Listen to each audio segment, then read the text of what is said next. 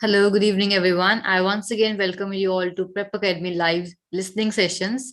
So today we are again going to take up listening, and the previous listening sessions were quite successful, and I think you were all able to crack the MCQs, the map labeling. So today we'll crack another kind of question.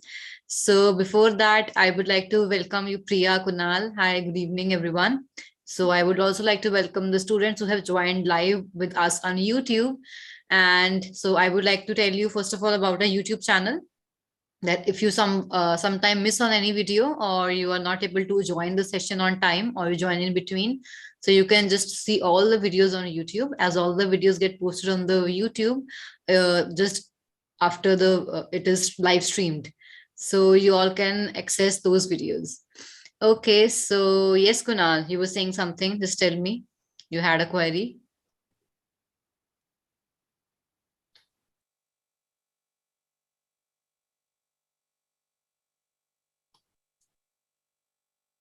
Kunal, you can unmute yourself.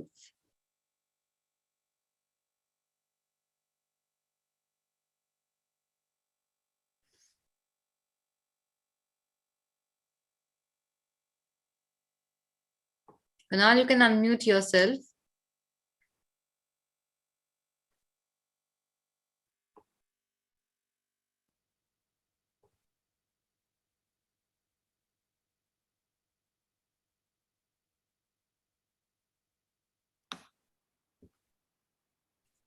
Okay, so I would request every one of you to please take out your pen and paper, and we'll start with the listening. So can you please unmute Kunal? So all the students, please take out your pen and paper. So we're going to start with the listening practice today. In the meantime, I'll just share my screen.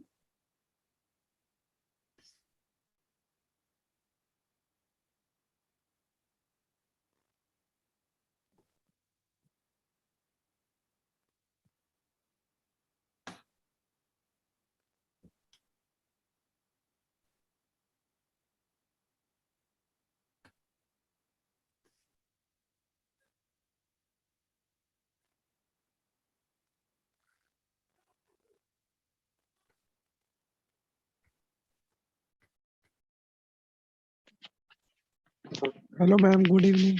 Hi, Kunal. Good evening. How are you? I got my result.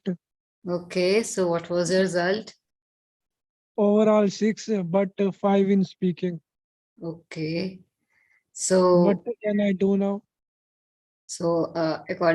you should not apply, because 6.5 is the minimum criteria for applying for Canada. And I already told you that if you get less than 7 also, then please don't apply, because you will, if I will get rejected, there are very like less chances that it will get accepted.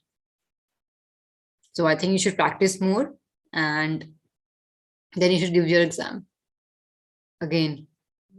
Please listen my scores. Listening 7, writing 6.5, reading 6, and speaking 5. Okay. So you need improvement in all the modules. So you need at least 6.5 or at least 7 in all the modules. Yes. So Kunal, you have to decide whether how you want to prepare. I have already told you, every one of you, about the regular classes. So you all can enroll in that if you feel that you will not you need a good preparation. So I think you all should go for the regular classes. Kunal, you can let me know if you want to enroll for the regular classes Should I for apply for preparation. EUR? What?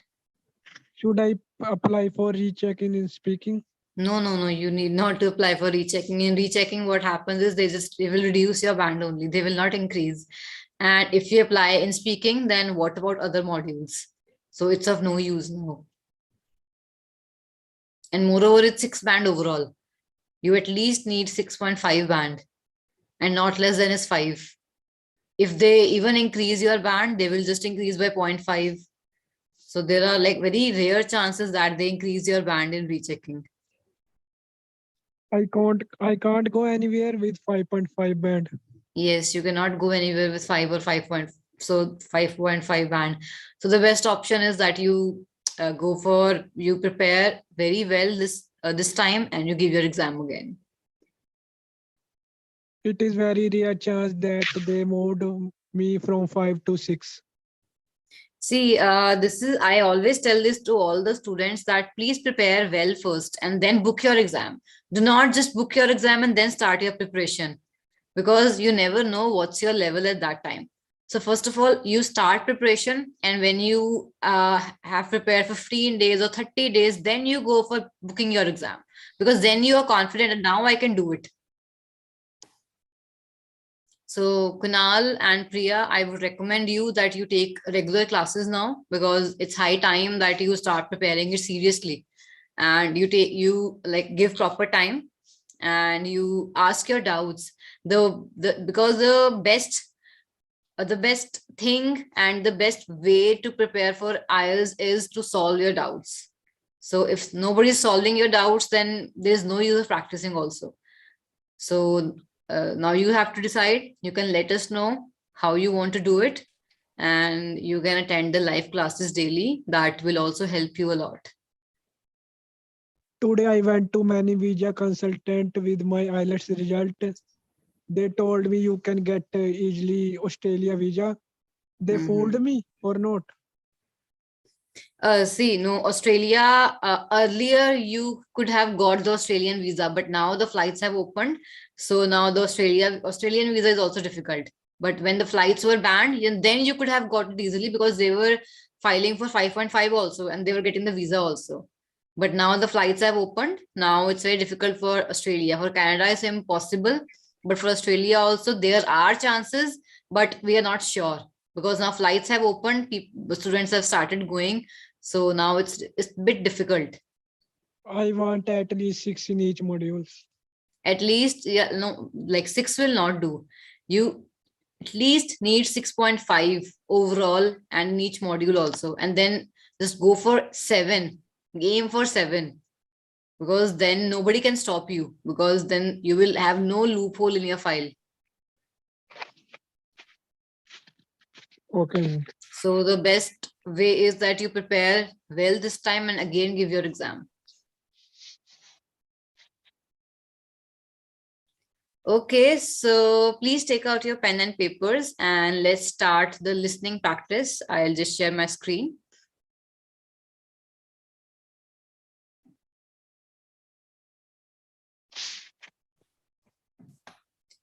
And please don't get disheartened if you were not able to crack your IELTS in first go. Like people appear 3 times, 4 times, and then they get the desired score.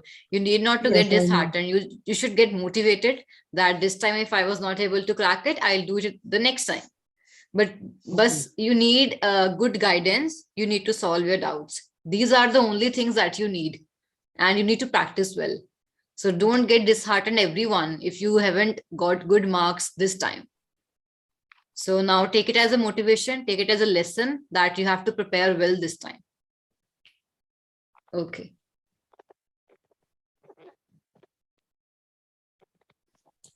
Ma'am, I have a question. Yes, Tarun. Ma'am,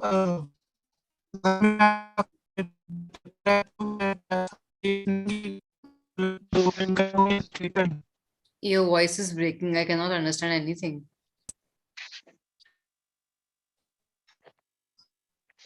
I cannot hear you. Okay, so I think these are the most easiest types of questions. So all should score good in this. So in this, you just have to listen and you have to fill the blanks. So the trick is again that you have to just listen, understand, and when they tell you to, when they give you time to hear, to read the questions, you just read the blank part. So suppose this is first question and they have you just learn the date. They are talking Anji, about 18th, ballet and company. Now you have to listen to the name of the company like carefully. So this information you have to read very carefully and then listen to the audio, understand it well, and then fill. It's very easy. So ready, everyone? Priya, are you ready? Yes, ma'am. Okay. So I'll just play the audio now.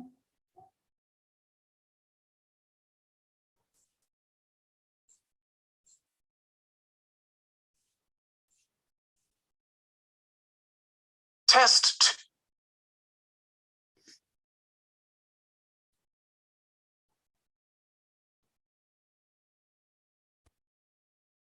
2.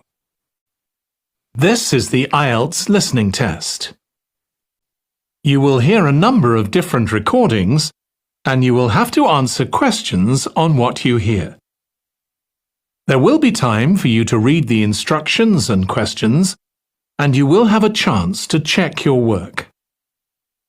All the recordings will be played once only. The test is in 4 parts. At the end of the test, you will be given 10 minutes to transfer your answers to the answer sheet. Now turn to part 1.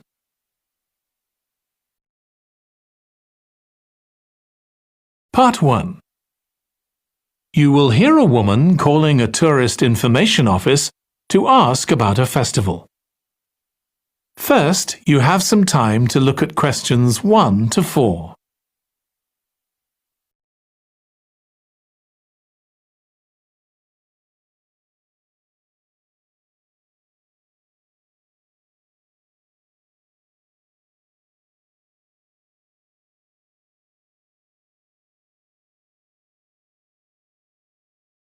Now listen carefully and answer questions 1 to 4. Good morning. You're through to the Tourist Information Office. Tim speaking. How can I help you? Oh, hello. Could you give me some information about next month's festival, please? My family and I will be staying in the town that week. Of course. Well, it starts with a concert on the afternoon of the 17th. Oh, I heard about that. The orchestra and singers come from the USA, don't they? They're from Canada. They're very popular over there. They're going to perform a number of well-known pieces that will appeal to children as well as adults. That sounds good. My whole family are interested in music. The next day, the 18th, there's a performance by a ballet company called Eustatis. Sorry? The name is spelt Eustatis. They appeared in last year's festival and went down very well. Again, their program is designed for all ages. Good. I expect we'll go to that. I hope there's going to be a play during the festival. A comedy, ideally. You're in luck. On the 19th and 20th, a local amateur group are performing one written by a member of the group. It's called Jemima. That'll be on in the town hall. They've already performed it 2 or 3 times. I haven't seen it myself, but the review in the local paper was very good. And is it suitable for children? Yes. In fact, it's aimed more at children than at adults. So both performances are in the afternoon. And what about dance? Will there be any performances? Yes, also on the 20th, but in the evening. A professional company is putting on a show of modern pieces with electronic music by young composers. Uh-huh. The show is about how people communicate, or fail to communicate with each other, so it's got the rather strange name, Chat. I suppose that's because that's something we do both face-to-face and online. That's right. Before you hear the rest of the conversation, you have some time to look at questions 5 to 10.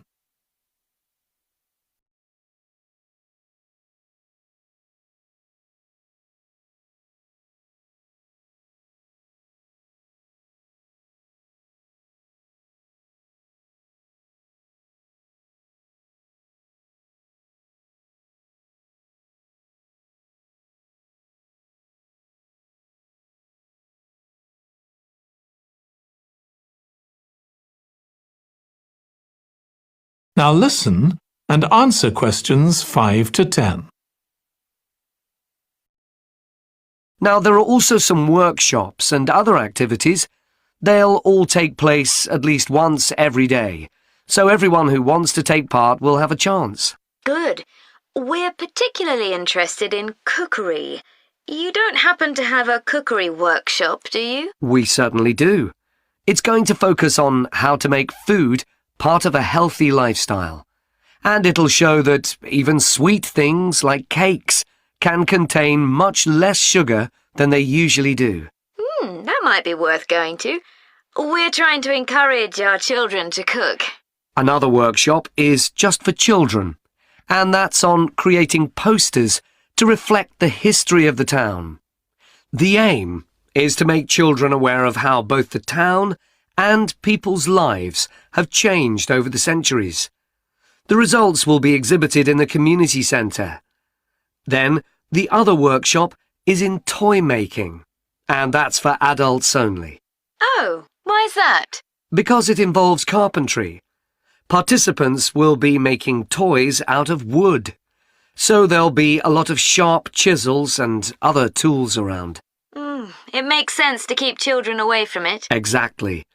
Now, let me tell you about some of the outdoor activities. There'll be supervised wild swimming. Wild swimming? What's that? It just means swimming in natural waters, rather than a swimming pool. Oh, okay. In a lake, for instance. Yes, there's a beautiful one just outside the town, and that'll be the venue for the swimming. There'll be lifeguards on duty, so it's suitable for all ages. And finally, there'll be a walk in some nearby woods every day. The leader is an expert on insects. He'll show some that live in the woods and how important they are for the environment. So there are going to be all sorts of different things to do during the festival. There certainly are. If you'd like to read about how the preparations for the festival are going, the festival organizer is keeping a blog. Just search online for the festival website, and you'll find it. Well, thank you very much for all the information. You're welcome. Goodbye. Goodbye. That is the end of Part 1. Part 2. You will hear part of a talk to a gardening club about a local park. First, you have some time to look at questions 11 to 14.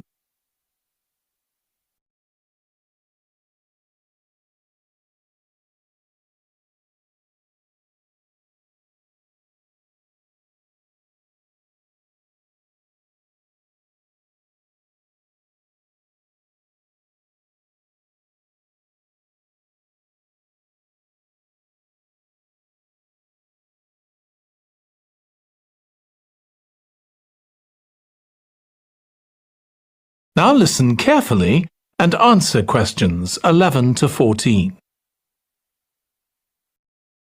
I'm very pleased to welcome this evening's guest speaker, Mark Logan, who's going to tell us about the recent transformation of Minster Park. Over to you, Mark. Thank you. I'm sure you're all familiar with Minster Park. It's been a feature of the city for well over a century, and has been the responsibility of the City Council for most of that time. What perhaps isn't so well known is the origin of the park. Unlike many public parks that started in private ownership, as the garden of a large house, for instance, Minster was some wasteland, which people living nearby started planting with flowers in 1892. It was unclear who actually owned the land, and this wasn't settled until 20 years later, when the council took possession of it. You may have noticed the statue near one of the entrances. It's of Diane Gosforth, who played a key role in the history of the park. Once the council had become the legal owner, it planned to sell the land for housing. Many local people wanted it to remain a place that everyone could go to enjoy the fresh air and natural environment. Remember, The park is in a densely populated residential area. Diane Gosforth was one of those people, and she organised petitions and demonstrations, which eventually made the council change its mind about the future of the land. Soon after this, the First World War broke out in 1914, and most of the park was dug up and planted with vegetables, which were sold locally. At one stage, the army considered taking it over for troop exercises and got as far as contacting the city council, then decided the park was too small to be of use. There were occasional public meetings during the war in an area that had been retained as grass.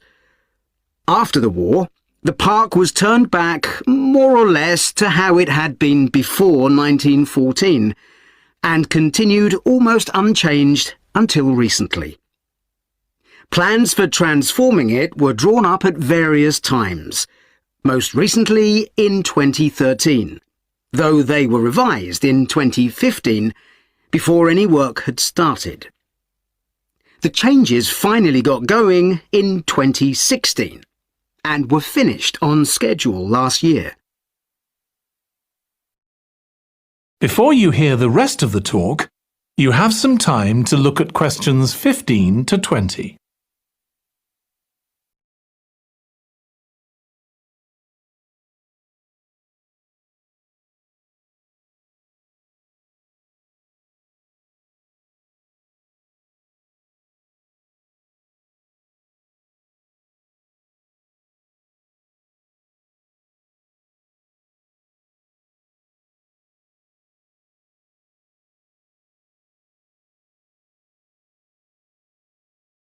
Now listen and answer questions 15 to 20.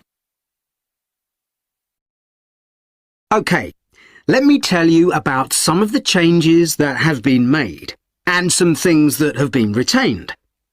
If you look at this map, you'll see the familiar outline of the park, with the river forming the northern boundary, and a gate in each of the other 3 walls. The statue of Diane Gosforth has been moved. It used to be close to the south gate, but it's now immediately to the north of the lily pond, almost in the centre of the park, which makes it much more visible.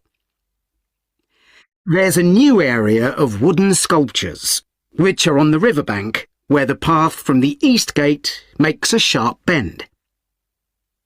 There are 2 areas that are particularly intended for children.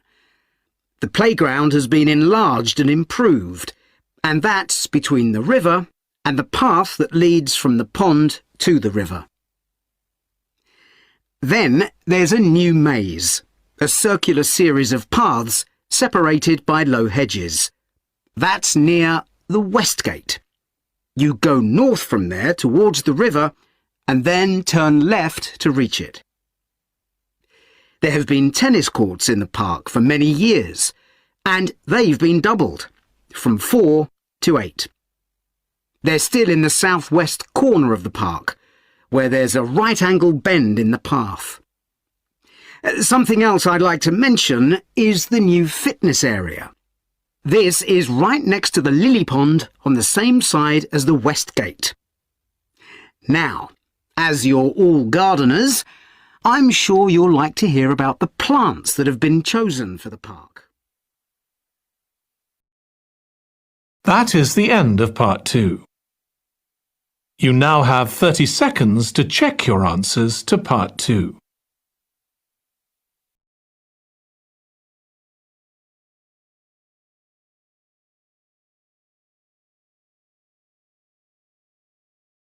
Part 3.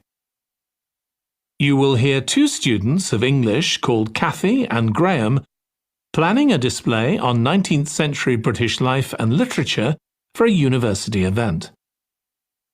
First, you have some time to look at questions 21 to 24.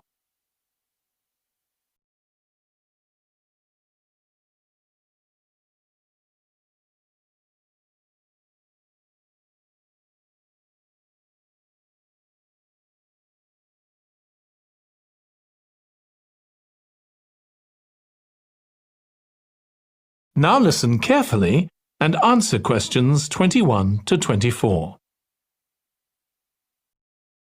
OK, Graham, so let's check we both know what we're supposed to be doing. OK.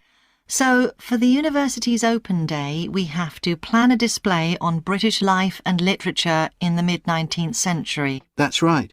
But we'll have some people to help us find the materials and set it up, remember? For the moment, we just need to plan it. Good. So, have you gathered who's expected to come and see the display? Is it for the people studying English or students from other departments? I'm not clear about it. Nor me. That was how it used to be, but it didn't attract many people, so this year it's going to be part of an open day to raise the university's profile. It'll be publicised in the city to encourage people to come and find out something of what goes on here, and it's included in the information that's sent to people who are considering applying to study here next year. Presumably, some current students and lecturers will come? I would imagine so. But we've been told to concentrate on the other categories of people. Right. We don't have to cover the whole range of 19th century literature, do we? No, it's entirely up to us. I suggest just using Charles Dickens. That's a good idea. Most people have heard of him and have probably read some of his novels or seen films based on them. So that's a good lead-in to life in his time. Exactly. And his novels show the awful conditions that most people had to live in, don't they? He wanted to shock people into doing something about it. Did he do any campaigning other than writing? Yes, he campaigned for education and other social reforms and gave talks. But I'm inclined to ignore that and focus on the novels. Yes, I agree. Before you hear the rest of the discussion, you have some time to look at questions 25 to 30.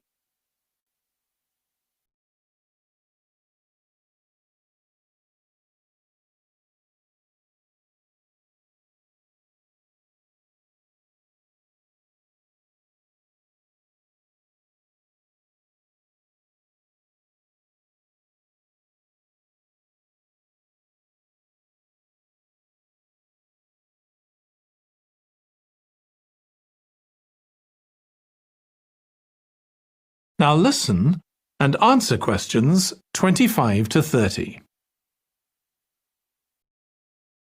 OK, so now shall we think about a topic linked to each novel? Yes, I've printed out a list of Dickens's novels in the order they were published, in the hope you'd agree to focus on him. You're lucky I did agree. Let's have a look. OK, the first was The Pickwick Papers, published in 1836. It was very successful when it came out, wasn't it? And was adapted for the theatre straight away.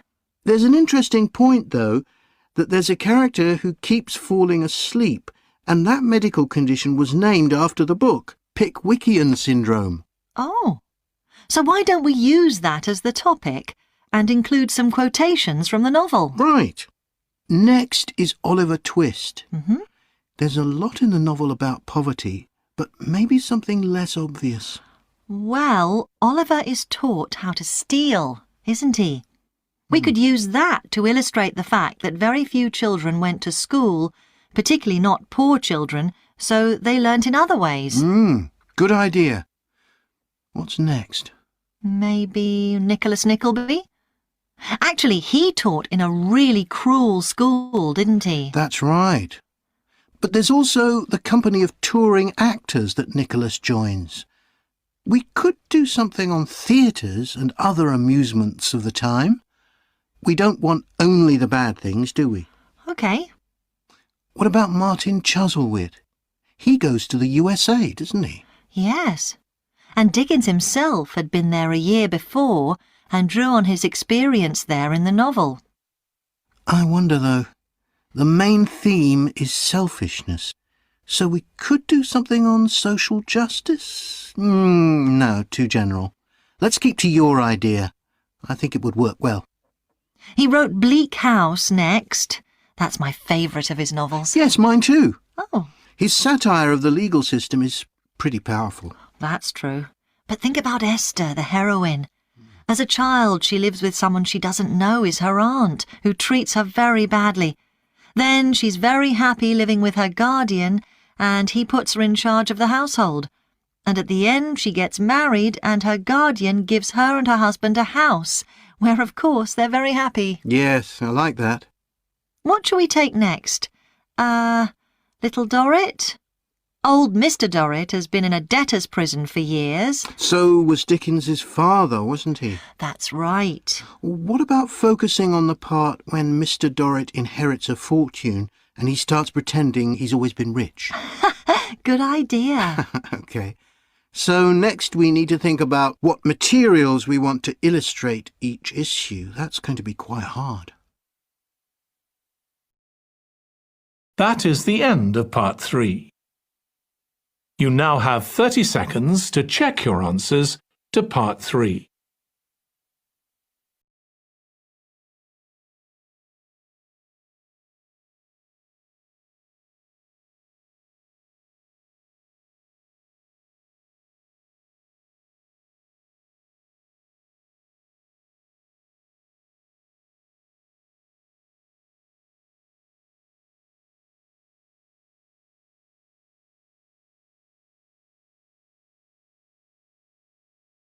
Part 4.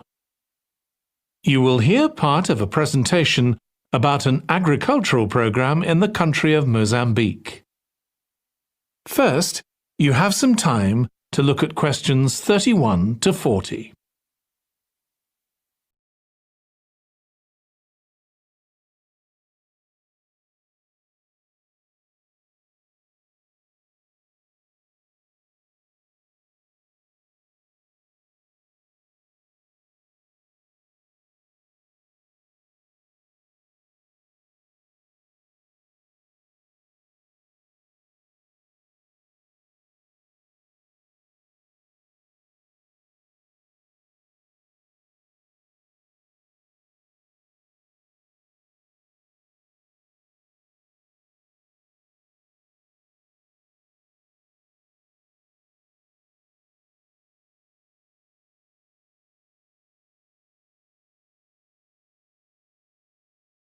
Now listen carefully and answer questions 31 to 40.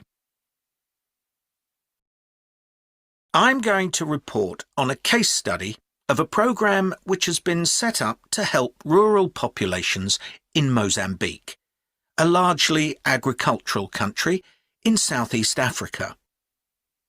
The program worked with 3 communities in Chikwalakwala district near the Limpopo River.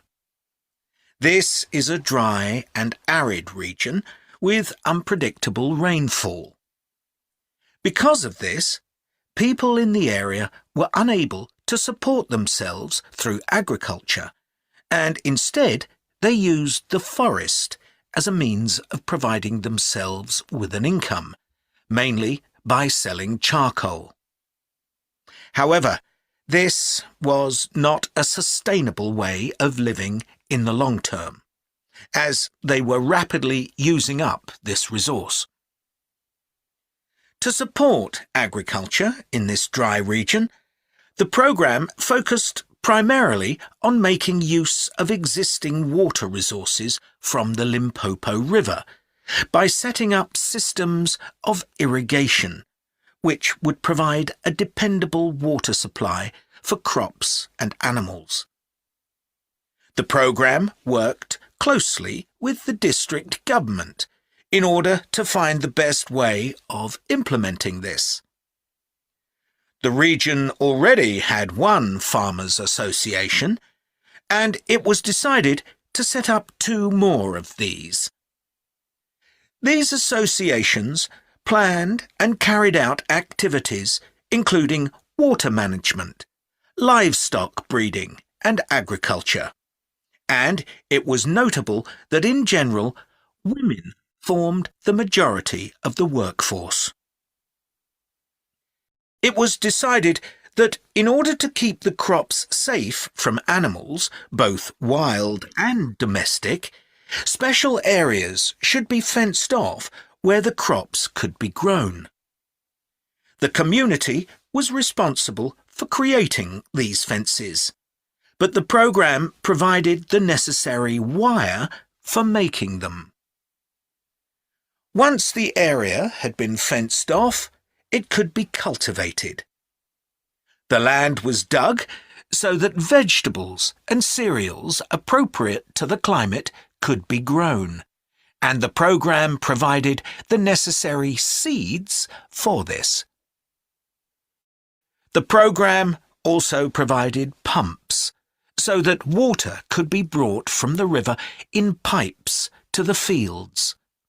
However, the labour was all provided by local people, and they also provided and put up the posts that supported the fences around the fields.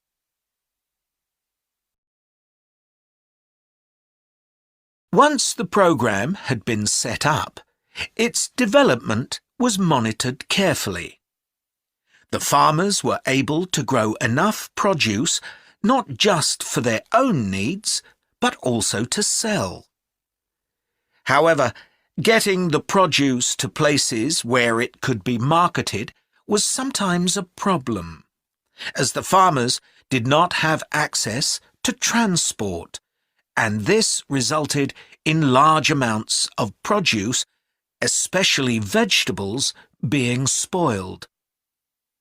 This problem was discussed with the farmers' associations, and it was decided that in order to prevent food from being spoiled, the farmers needed to learn techniques for its preservation.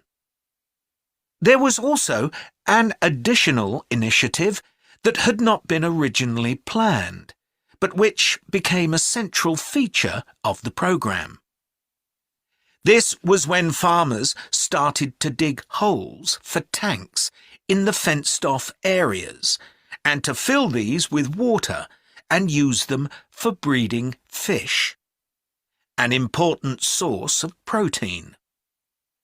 After a time, another suggestion was made by local people which hadn't been part of the program's original proposal, but which was also adopted later on. They decided to try setting up colonies of bees, which would provide honey both for their own consumption and to sell. So, what lessons can be learned from this program? First of all, it tells us that in dry, arid regions, if there is access to a reliable source of water, there is great potential for the development of agriculture. In Chikwalakwala, there was a marked improvement in agricultural production, which improved food security and benefited local people by providing them with both food and income. However, it's important to set realistic timelines for each phase of the program, especially for its design, as mistakes made at this stage may be hard to correct later on. The program demonstrates that sustainable development is possible in areas where there is. That is the end of part 4. You now have 1 minute to check your answers to part 4. So these are the answers of all the 40 questions. So you all can check your answers and you can just count your scores. And on the basis of that, you can count your band score also. Tarun, you joined late. From which question you started doing?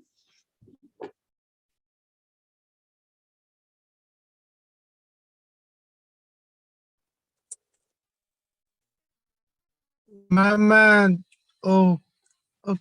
कर guest आई होने लगी.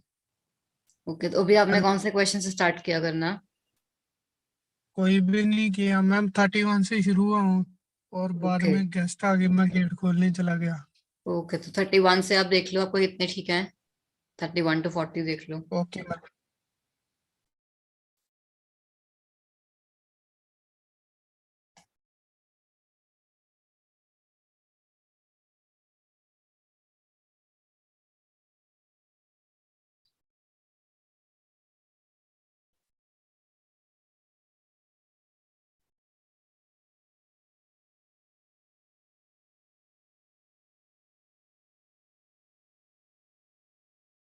Okay, so I'll stop sharing my screen and we'll start with another listening test. So shall I stop sharing, Tarun? Have you verified your answers?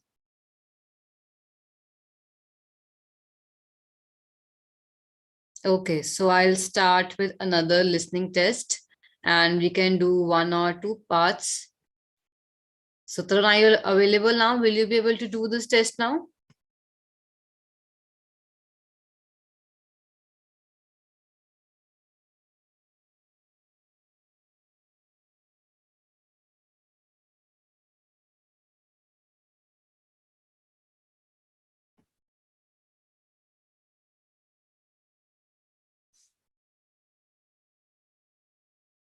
Everyone, please get ready for another listening test.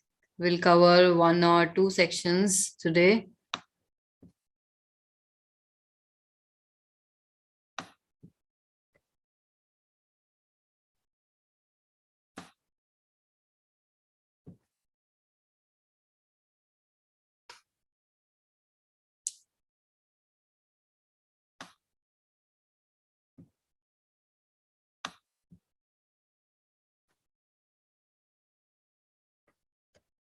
Okay, Tarun, just let me know when you are ready. I'll start with the audio and I'll share my screen. So also please, you can subscribe to our Telegram channel and where we post all our links for the sessions and all the details are given in the Telegram that which session is going to happen. And also you will get practice papers there. So you can subscribe to our YouTube channel and Telegram channel. And if you're interested for the regular classes, you can let us know. And if you have any query, you can just put your comment below the video and we'll get back to you soon. Okay, so let's begin with another listening practice test.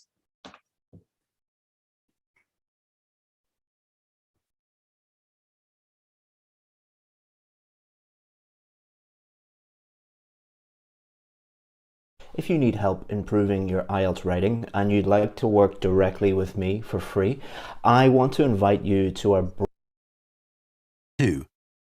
The test is in 4 parts. At the end of the test, you will be given 10 minutes to transfer your answers to the answer sheet. Part 1. You will hear a woman phoning a company that converts old photographs to digital format. First, you have some time to look at questions 1 to 3.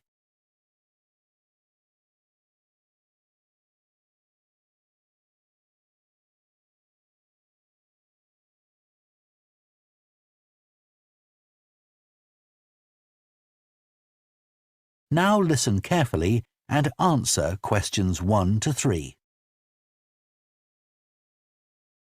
Hello, Picture Rep. Can I help you? Oh, hi. I saw your advertisement about copying pictures to disk, and I'd like a bit more information about what you do. Sure. What would you like to know? Well, I've got a box full of old family photos that's been up in the attic for years. Some of them must be 50 or 60 years old, and I'd like to get them converted to digital format. Sure, we can do that for you. Right. And what about size? The photos are all sorts of sizes. Are there any restrictions? Well, the maximum size of photo we can do with our normal service is 30 centimetres, and each picture must be at least 4 centimetres. That's the minimum we can cope with. Well, that should be fine. And some of them are in a frame. Should I take them out before I send them? Yes, please. We can't copy them otherwise. And also the photos must all be separate. They mustn't be stuck into an album. OK, that's not a problem. So can you give me an idea of how much this will cost? I've got about 360 photos, I think. We charge £195 for 300 to 400 photos for the basic service. OK, and does that include the disc?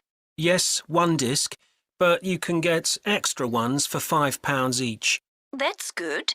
So do I need to pay when I send you the photos? No, we won't need anything until we've actually copied the pictures.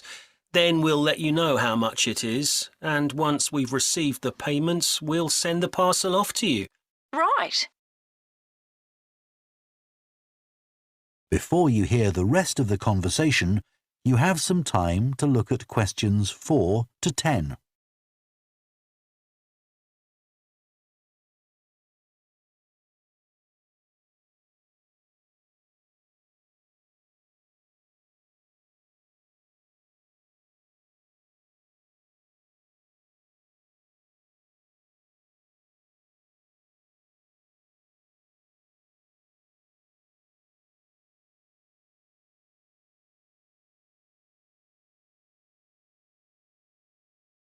Now listen and answer questions 4 to 10. Is there anything else you'd like to ask about our services? Yes, I've roughly sorted out the photos into groups, according to what they're about. So, can you keep them in those groups when you copy them?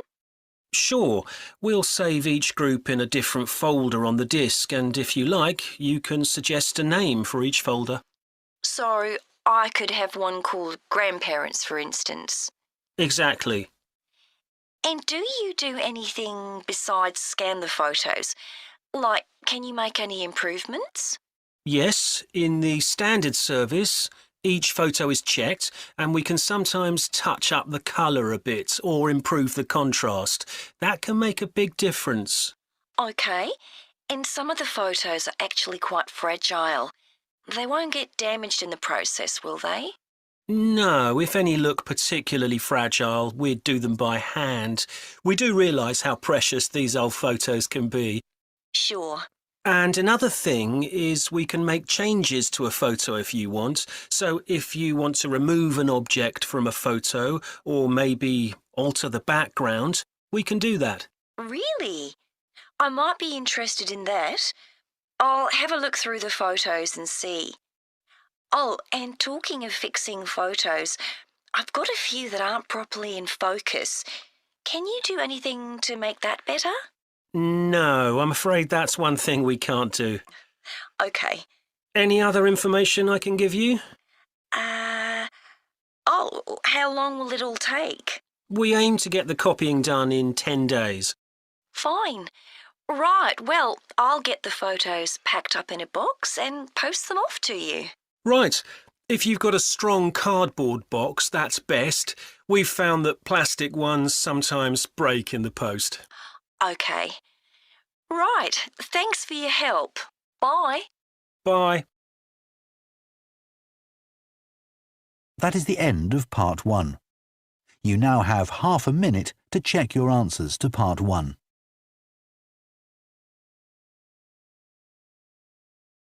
Part 2. You will hear a head teacher talking to parents of pupils about changes at the school. First, you have some time to look at questions 11 to 15.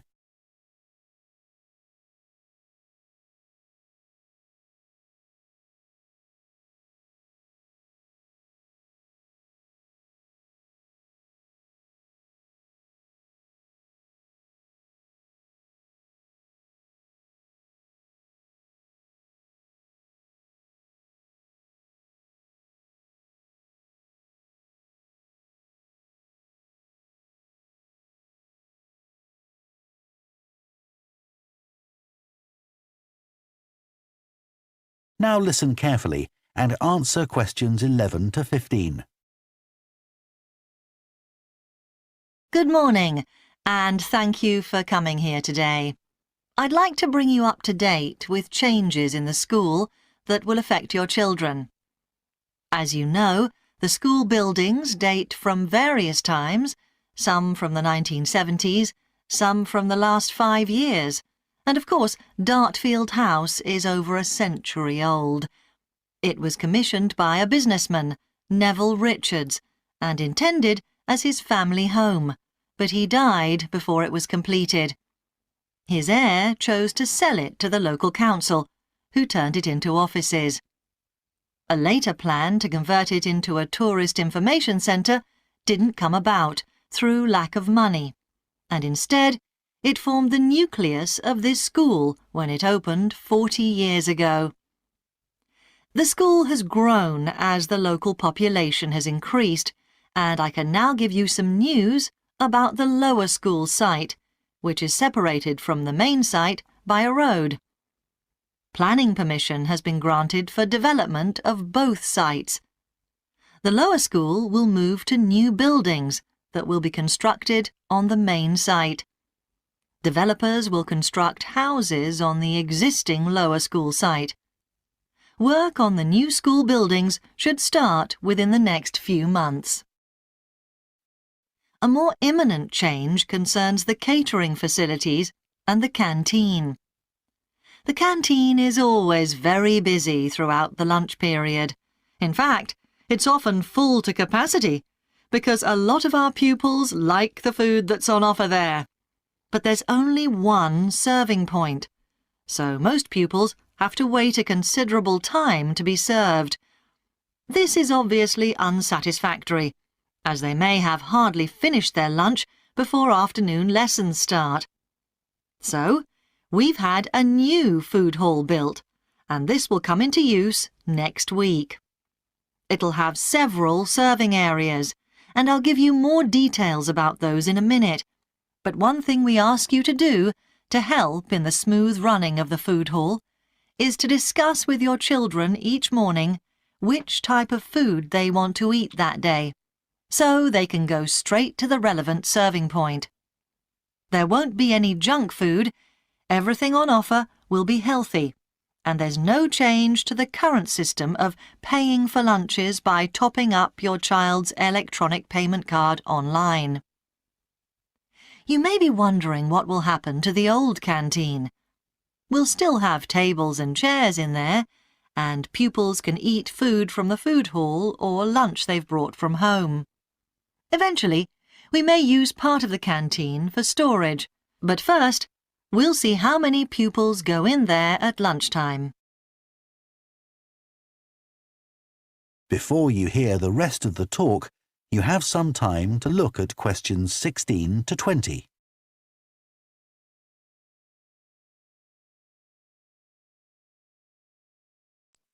Okay, so we'll begin from question 16 in the next listening class and we'll complete this test. So Tarun, have you done till from 1 to 15? Yes, ma'am. Okay, so we'll do all the questions in the next listening class and then you can check your answers as well. So now we'll... Just give me a minute. Okay, back to the... Okay, so now we'll meet on Monday and we'll come with the practice sessions of all the modules, and please stay tuned on Telegram so that you get all the links and you get all the information that which session is going to happen. And Tarun, now you have your exam on 29th, I guess, 29th of January. Yes, ma'am. Ma'am मेरे पास में एक question है कि मैं ज्यादा से ज्यादा listening करूं कि मैम के कम करूं? आप पहले आपको पता होना चाहिए आपका वीक एरिया कौन सा है, कौन सा मॉड्यूल आपका सबसे ज्यादा वीक है, पहले आप उस पर स्ट्रेस दो. Okay ma'am. तो अगर आपको देखो सबको पता होता है कि मेरा वीक एरिया कौन सा है, तो स्ट्रेस ऑन दैट. और स्पीकिंग तो आप करते ही रहो, सो स्पीकिंग तो like it should be regular. Okay ma'am. Okay, so we'll meet on Monday now and we'll come up with new practice sessions, and please stay tuned on Telegram and subscribe our YouTube channel. And if you want to attend regular classes, please contact our team and you can discuss everything. So, okay, so thank you for joining and thank you for showing so much support to our live sessions. So we'll wind up the session here. Bye. Good evening, everyone. Thank you.